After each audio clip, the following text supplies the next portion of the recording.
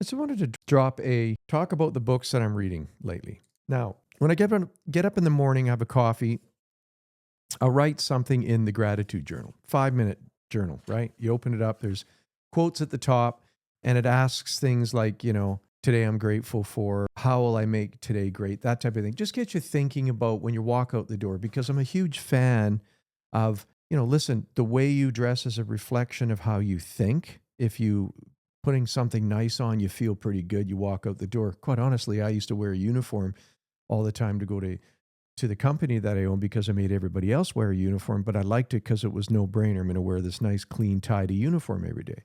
Well, and then my uniform changed, nice shirts, nice pants. But there's something about starting your day like that, no different than making your bed. And when you get your mind right in the morning, then it's a reflection of your whole day. When you walk into a room, you're putting oxygen into that room. You're not taking it out. And sitting down, doing a little bit of journal work in the morning, and gratitude journal in particular, it really gets you kind of lined up to set the tone for the day.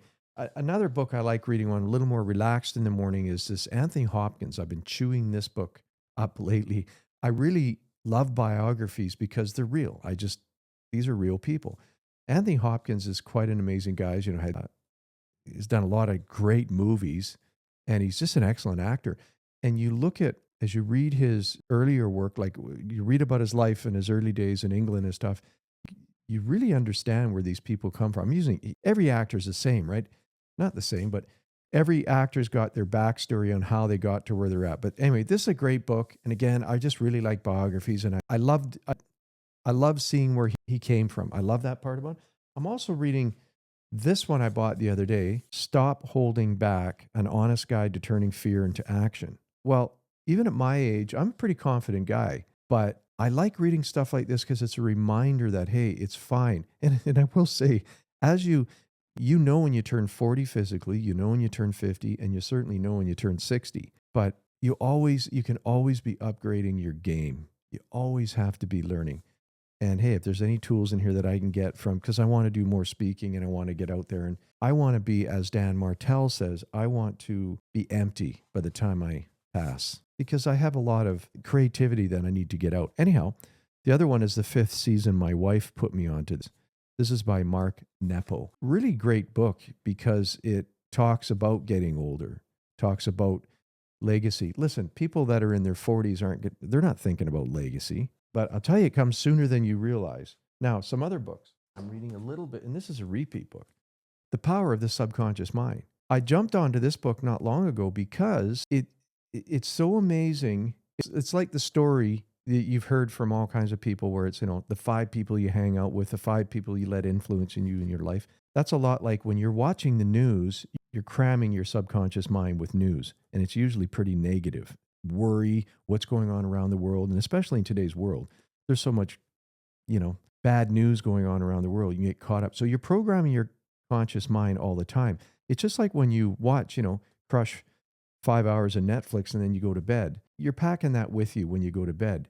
And actually, sleep is one of the best ways to, while your subconscious mind is at its finest. Anything you've learned from the day, it's filtering it as you go through your sleep. Anyhow, let me a couple of things out of this book. The reason I love this book so much is it's how you talk to yourself. I'm reading the one thing on wealth, which again is a mindset. We've all heard the stories of, people that win millions of dollars and they don't know how to handle the money and they go broke. Well, it's true because it's a mindset. It's the power of, I guess, money mindset. How do you think of money? Do you get anxious when you think of money? Now, another book, one of my favorites, is this book called You Already Know the Science of Mastering Your Intuition. Great book. And they talk about how some CEOs tap into their gut feeling. When you have enough experience under your belt and somebody starts to tell you, hey, I've got this business idea or I've got this idea, when you have that feeling, you already know, like it talks about that. You already know if you can tap into that conscious mind. And sometimes it shows itself in, hey, you're wrong.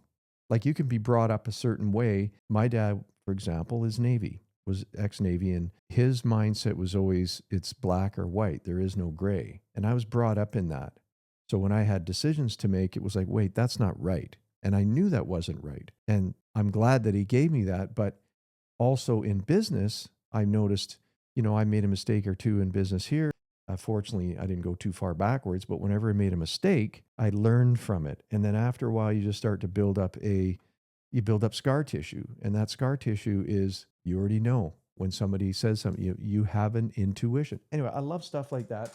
Another good one, bit of noise there. Another one is be your future self now. It sounds a little bit like fake it till you make it, but in fact, I believe in that. I remember when I had a cube van full of equipment and I was not busy at all, and someone would come up to me and go, "Jeff, you busy?" I go, "Yeah, crazy." Meanwhile, the whole back of the cube van was full of tools. I hadn't even cracked the package on them. But I just wanted to be that bigger company. And eventually I grew into that bigger company.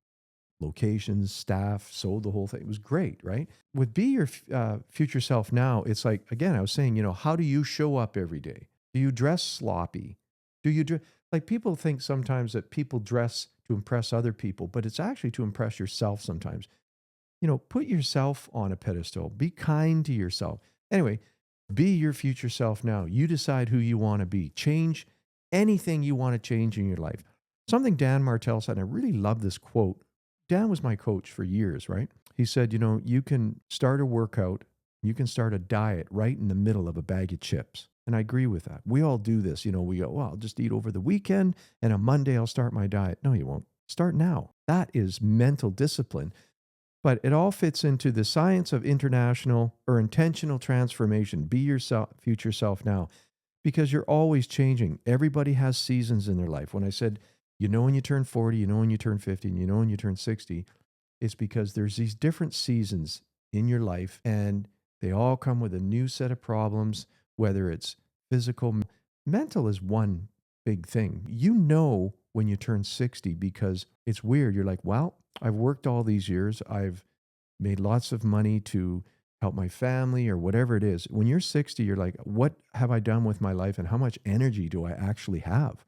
Because you know what? You get worn down from daily living and just trying to make a buck and live on this planet can be really tough on some people. So for me, it's always looking in, always sharpening the axe. As book back here, 7 Habits of Highly Effective People by Stephen Covey. I used to give that book out all the time because it made you, 7 habits of highly effective people. One of the habits was sharpen the saw. Read as many books as you can. Make it a daily habit every day. Anyhow, another one I read too. Believe it or not, I read National Geographic all the time. I got that subscription because when I read National Geographic, sometimes looking at the pictures and I'm like, this is an amazing planet we're living on. It's like another level of gratitude. Plus, you get to travel without leaving your house, even though I do travel. Now, the latest Success magazine, this one too, this is an awesome way. It's doesn't deep dive too much, but it gives you little perspective and little tools of what successful people are doing and how they think. Because when you read stuff like this, you realize that there's your tribe out there somewhere. Because a lot of people are going to laugh at you if you try and change at all. For example, my life consists of chicken and rice. And what do I mean by that? I work out. My coach, Alan Dick is his name. My trainer, personal trainer, I started with him about 2 years ago. And he really taught me how to eat properly. So now I eat chicken and rice for most meals, a little bit of veg, but I stick to easy foods and I feel really good physically. I don't get too fancy. I'm not eating rich foods all the time, but man, that was a game changer for me getting a personal trainer. But the reason I brought that up, that's just a success habit. It's no different than like uniforms for people. You put a uniform because you don't have to think in the morning. I bought a ton of these shirts from Kit and Ace because of 4 different colors, easy to grab out of the closet, same couple pairs of jeans, mix the shoes up, whatever. Make your life easy in the morning so you can get way more done. Dan Martell, of course, talks about that with Buy Back Your Time. And speaking of Buy Back Your Time, when Dan wrote that book, I was actually jealous because I had realized that most of my success came from subbing everything out. I was known as the sub out king. I mean, I had a guy, there's been people cutting my lawn for years. Even when I was working, someone else was cutting my lawn. People will say, well, Jeff, why don't you go cut your lawn? Well, no, I have other things I want to do, like go make money, that type of thing. We even have a housekeeper 2 weeks. We've had it for years. Why? Because we want to live a quality life. Now, back to the habits of the wealthy and so forth. I mean, there's a lot going on in here, but reason I brought up all the books to start was that's the basis of it. The next is, you know, person is moving your body, getting all the free chemicals from working out, right? And at my age, just as we go, if you're building a business, reach out to 5 people a day in business. Even if you're not a salesman, just reach out to 5 new people a day. But for myself, I don't do that. I would rather get in front of, I'd rather just get in front of a camera and talk about what's interesting lately to me. That's it. And if I can get a good conversation going with somebody, I'm into that as well. And funny enough, I'm in a small town. I know everybody, and I was in the business community quite heavy for years. And it's amazing how many people I run into and the conversations we get into. Fascinating to catch up with people. And that's the other thing. I said this to my wife the other day. I said, it's easy to stay home, and the more you stay home, the less you want to go out. Anyhow, I'll leave that for today. I just wanted to share the books and a little bit of, hey, what's up for me? I should actually preface this too. A lot of people are asking, what happened with your eye? Well, you can see my eye. I had my eyelid surgically done because it was a little bit droopy, and now it's fixed and it's getting a little puffy in there. But that was an interesting process. I was awake while they were doing it. But anyhow, all is well. There isn't a day that goes by that I don't say these words. I get to do this. All right, till the next time, whatever you find interesting, drop me a message somehow, some way. Peace out.